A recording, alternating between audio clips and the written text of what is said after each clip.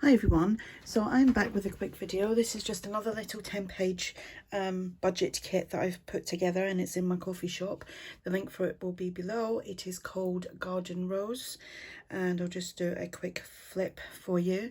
So we have this page here and this page, and then some of them I started cutting out.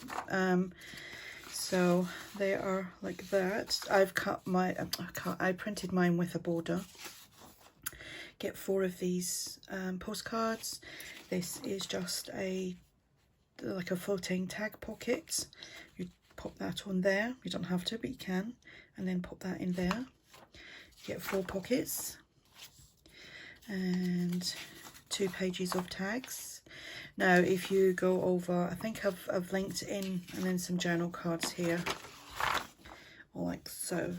And I think on the listing I've put a couple of my other kits that would maybe go well with this.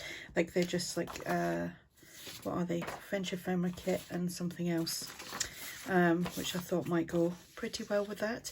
So yeah, if you're interested, the link will be below. If you have any questions, just ask, and thanks for watching. Bye for now.